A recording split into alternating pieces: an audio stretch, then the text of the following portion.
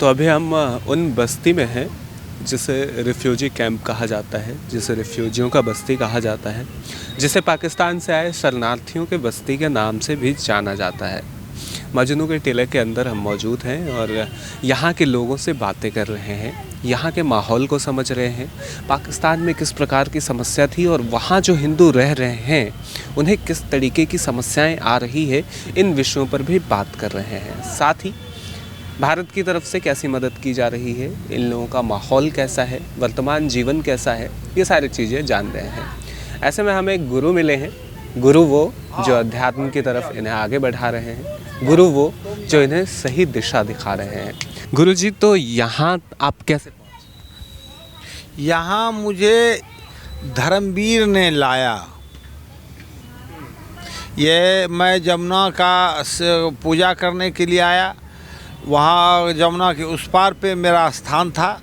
उसने कहा बाबा चलिए हमारे यहाँ, तो उसने कहा तो ठीक है। तो इन्होंने ही सब मिल कर के यह स्थान बना दिया और यहाँ पर हम आकर के कम से कम 4-5 वर्ष को हो न, जब से ये लोग आया हम भी यहाँ हैं। इन्होंने मुझे एक पिता का दर्जा से, आदर से, सम्मान से दिया। इसके पहले हमारे आने से पहले भी कई साधु आए, लेकिन वो किसी अपने आचरण के कारण ये एडजस्ट नहीं किया और इन लोगों का कहना है कि वो लोग छोड़ दिए। लेकिन जब से मैं यहाँ आया, इसके साथ जुड़ा, यह एक अपना मानो इसके यह पुत्र बन गया और मैं इसका पिता या बाबा बन गए एक रूप में। और ये सारी व्यवस्था, सारी रहन सहन, खान पान, ये लोग जो खाता है, खिल बनाता है, उसी में से कुछ शेयर हमें भी देता है और व्यवस्थाएं करता है और हम ये रह रहे हैं। बाबा, यहाँ आने के बाद क्या क्या बदलाव इन लोगों में देखने को मिले? जब आप शुरू में आए होंगे तो पहली बार जब आपने देखा होगा, इन्होंने अपनी बातें बताई होगी, और आज का वो समय है जब कुछ वर्ष गुजर गए हैं, तो ऐसे में क्या क्या बदलाव देखे? देखो, ये अपने आप में इस्लामी के बीच रहने के कारण वहाँ पर इसको काफिर का दर्जा मिलता है कि वहाँ गैर इस्लामी को काफिर कहता है। काफिर का अर्थ ये है कि अल्लाह ने यह सूरज बनाया, धरती बनाई, ये सारी दुनिया बनाया, तुम्हारे लिए सब घर कपड़ा लत्ता दिया, आँख दिया, कान दिया, भोजन दिया, इतना काम किया, और अल्लाह ने कुछ कहा, आदेश दिया, उसको तुम नहीं मानोगे? तो जब अल्लाह की सब चीज़ दिया उसके बाद भी तुम अल्लाह की बात नहीं मानते हो, तुम अल्लाह का दुश्मन हो, उसका तुम धरती पे रहने योग्य नहीं हो, तुम काफिर हो। ये काफिर को वहीं से इसका जन्म हुआ है और यही अवहेलना सारे इस्लामी ने, या तो कहा इस्लामी बन जाओ, नहीं तो अगर यह वहाँ पर पानी भी उठा के कहीं कुएं पे ले लेता था, यह जान जाए कि काफिर ने छू दिया, वो छूने वाला काफिर था, इसकी ज़िंदगी बचे कि मरे, तो उन लोगों की कृपा पर डिपेंड होता। कोई ये जब वहाँ पर ये लोग सब आदमी ने अपना अपना दुखनामा सुनाया कि कोई मोटरसाइकिल अपने रोज़गार के लिए खरीद लिया, तो उसे अगर मुस्लिम भेष में है वह नहीं पहचाना तो कोई बात नहीं, अगर पहचान लिया काफिर है या मोटरसाइकिल पे जा रहा है तो मोटरसाइकिल कहाँ छीनेगा पता नहीं, छीन करके और कौन मार देगा। काहे कि काफिर को मारना माने अल्लाह का आदेश को मानना हुआ। उसको तो जो काफिर को मोरा, मारा, दबाव दिया, उसके लिए तल्ला वहाँ जन्नत देगा, 72 हुरें देगी। इसके लिए उन्होंने इन लोगों पे कहर ढाता है। अगर यह जान जाए कि यह काफिर है तो जीना मुश्किल करता था। इस तरह से इसका जीवन व्यतीत हुआ।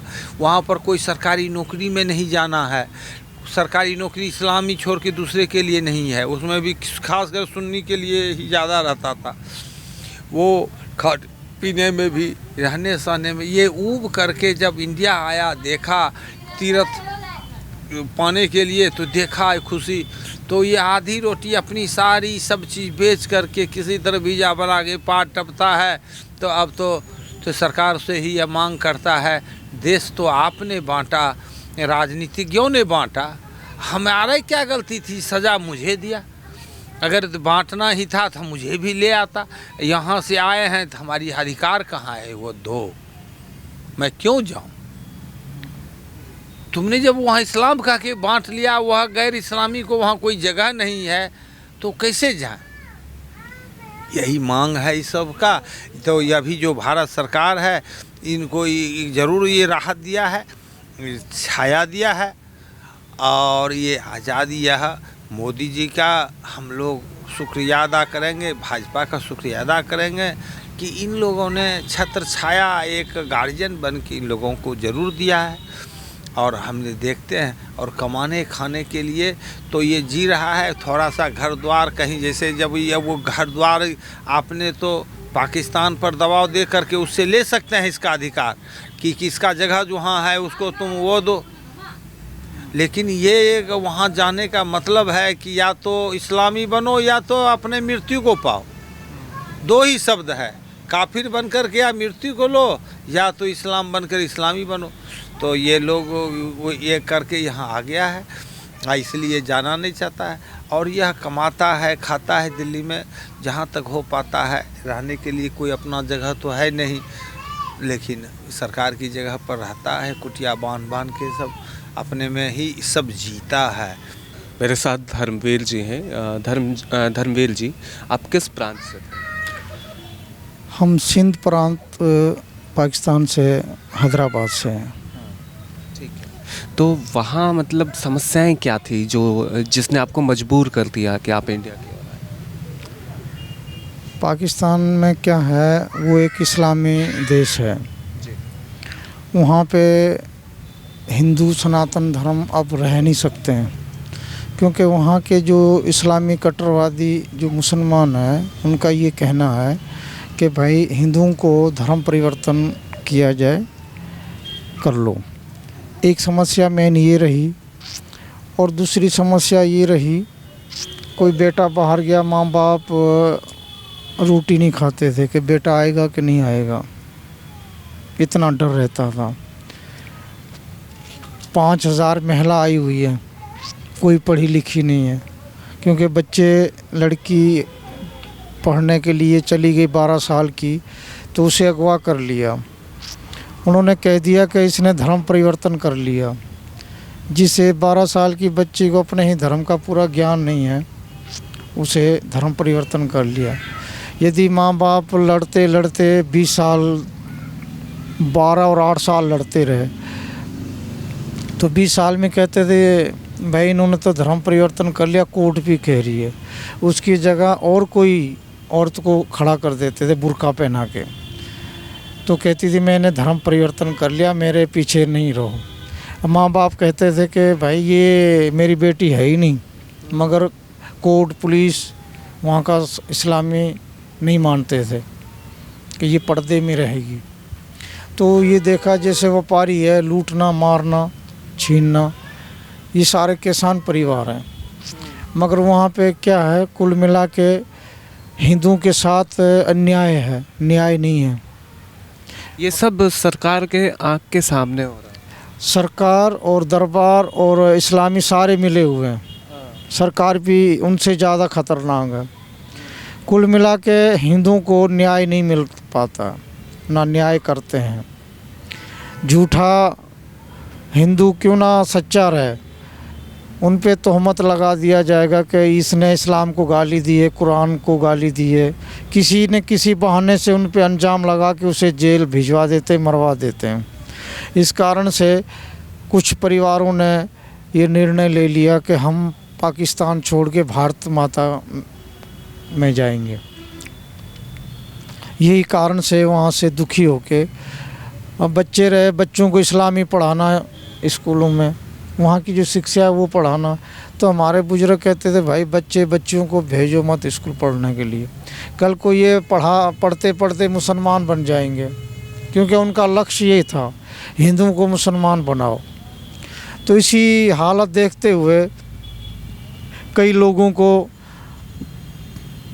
मार दिए, कुछ को धर्म परिवर्तन कर दिए, कुछ देश छोड़ के भाग लिए, अब चंद बचे हैं। तो फिर यहाँ कितने परिवार आए लगभग? 500 परिवार हैं। और अभी सारे हैं। हाँ, सारे परिवार हैं। इंडिया आने के बाद जीवन कितना बदला? हैं? इंडिया में आने के बाद आपका जीवन, आपकी जीवन शैली, लाइफस्टाइल कितनी बदली? भाई देखो, पाकिस्तान से हिंदुस्तान में आए तो एक नया जीवन पा लिया, ठीक है। झुग्गी में है, कोई डर नहीं है, कोई चिंता नहीं है, आराम की नींद आती है और आराम से भोजन खा लेते हैं लेबर मजदूरी का काम करके।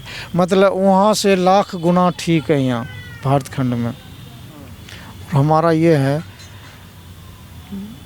सरकार से किसी प्रकार की मदद चाहते हैं भारतीय सरकार? भारत सरकार से हम भाई जो ये शरणार्थी परिवार पाकिस्तान से आए हुए हैं, बांग्लादेश से, अफ़गानिस्तान से, इनको प्रमाण पत्र नागरिकता का दिया जाए, जिससे इनका जीवन, गले में जो फांसी पासपोर्ट है एक फांसी की तरह है, तो गले की फांसी जैसी छुटकारा मिल सके। क्योंकि इनको प्रमाण पत्र नागरिकता का मिल जाएगा तो अपना जीना जी लेंगे, अपना रोज़गार कर लेंगे। किसी की कोई हाथ दिए हैं, पाँव दिए हैं परमात्मा ने, अपना रोज़गार कमा सकते हैं। मगर इनको प्रमाण पत्र नागरिकता दिया जाए, यही हमारी सरकार से प्रार्थना है। आप लोगों की वहाँ पे ज़मीनें भी रही होंगी, उन ज़मीनों का, आपके घर का क्या हुआ? वो सारे कब्जे हो गए, ज़मीन पे कब्जे हो गए। हमारे दादा की 43 एकड़ ज़मीन थी, हाँ, रोड पे है, वो करोड़ों की है। अब वहाँ कोई हमारा परिवार जा नहीं सकता, मार देंगे। उन्होंने कब्जा कर लिया, एक हमारा नहीं, सबके, किसी की ज़मीन है, सारे कब्जे हो गए। सब गैर हिंदू धर्म के लोग? हाँ, मुसलमानों ने, कट्टरपंथी मुसलमानों ने किया। कभी इंडियन जो हिंदू हैं उनके बारे में बातें की जाती है, या फिर कभी आप लोगों को ऐसा ताना दिया गया कि तुम्हारा मुल्क जो है वो हिंदुस्तान है, वहाँ जाओ? वो कहते हैं, कुछ ये कहते हैं कि भैया हमारे ईद के बकरे हैं, जाए या ना जाए हम तो इसे मार ही देंगे। कुछ ये कहते हैं कि भाई तुम हिंदुस्तान के हो। जब भी यहाँ कोई मैच खेल कूद हो जाता है, जीत लेते हैं, फिर भी वहाँ के हिंदुओं के साथ अत्याचार है। यहाँ का कोई भी जीत खेल होता है, वहाँ के हिंदुओं के साथ मुसीबतें खड़ी हो जाती हैं। यहाँ राम जन्मभूमि का मसला हुआ, वहाँ दिक्कतें खड़ी हो गई, बहुत मारे गए, 450 मंदिर तोड़े गए पूरे पाकिस्तान में। यहाँ राम जन्मभूमि का मसला हुआ।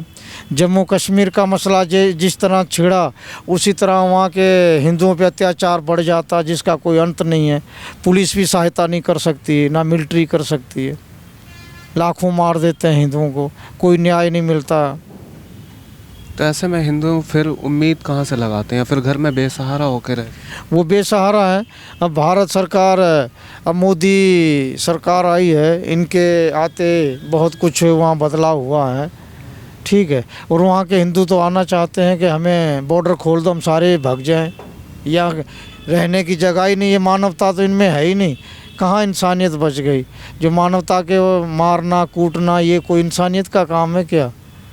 जीवन तो ये जियो और जीने दो, ये उनमें कहाँ? उनके इस्लाम में ये थोड़ी सिखाया। उनके इस्लाम में तो ये सिखाया मारो, और सनातन धर्म में सिखाया कि जियो जीने दो, जियो जीने दो। मंदिर जाने को लेकर भी कभी परेशान? कोई मंदिर ही नहीं छोड़ा इन्होंने। पाकिस्तान में ऐसा कोई मंदिर नहीं है जो 10 बार 100 बार ना टूटा हो।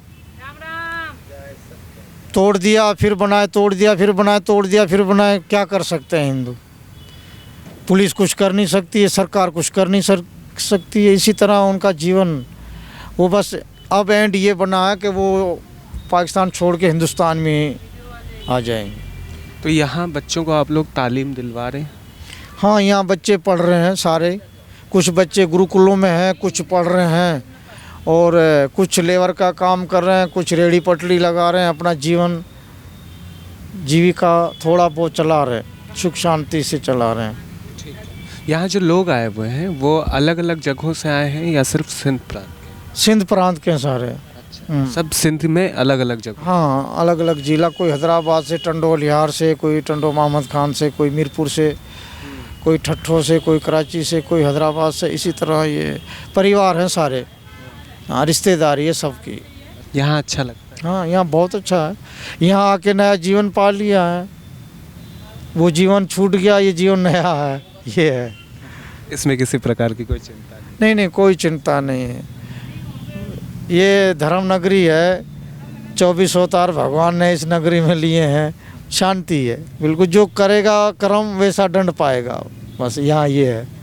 और अवतार जो नरेंद्र मोदी जी आ गए भारत को बचाने के लिए, तो उन्होंने एक ऐसी संख्या खड़ी कर दी, ऐसे पौध लगा दिए, तो करोड़ों मोदी पैदा कर दिए भारत खंड में। तो देखो, जो अच्छे हैं, संतों के राजा हैं, हम तो प्रजा ठहरे, वो तो राजा हैं, अच्छा ही कर रहे हैं देश के लिए, समाज के लिए, विश्व के लिए अच्छा सोच रहे हैं। तो हमारे लिए मोदी भगवान है।